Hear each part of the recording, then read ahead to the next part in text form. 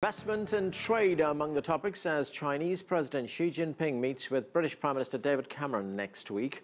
Last month, Britain's Chancellor of the Exchequer George Osborne announced the goal of making China the UK's second largest trading partner by 2025.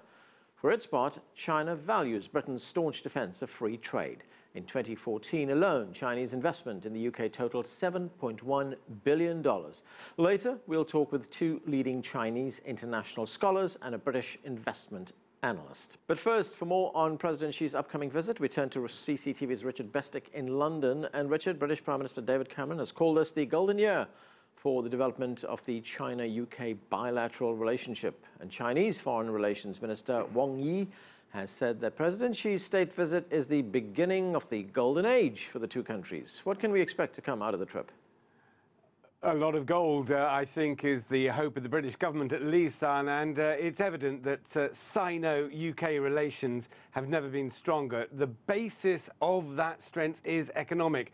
And as you were mentioning the figures there, according to the UK Treasury, Chinese investment into the UK is the largest in Europe at around $12 billion a year. It's an impressive sum in a variety of areas. Aviation, retail, infrastructure, all are included. Perhaps the most high profile on the streets of Britain's cities, at least, free-spending Chinese tourists here in droves. Their growing importance to the retail industry is such that the UK government recently changed its visa rules to make it easier for them to enter Britain. But one of the most important stops I anticipate, Anand, in the President's state visit will be to the UK's financial centre, the City of London. That's an area, particularly in the international trading of the Chinese currency renminbi, where both sides are seeking closer cooperation.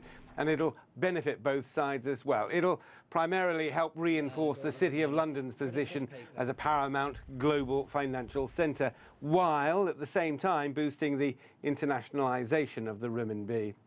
I'm also anticipating some form of announcement on a $35 billion deal, in large part paid for with Chinese money, for Britain's first nuclear power station in 2 decades. Still talking going on there, a lot of talking to do about in a few days of a state visit, and all of it with big price tags attached, Anand.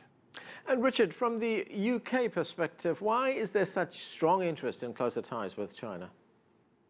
Well, it could be in part historical. Britain and China have had a long and at times fractious relationship dating right back to the 18th century.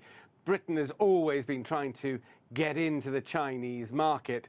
In the 18th century, we were trying to sell to them. Now we're buying from them and taking investment into the UK. The British government firmly of the opinion that Britain has a modern-day role to play in its relations with China. Economically, Anand, yes, but also culturally. Thanks, Richard. That's CCTV's Richard Bestic reporting.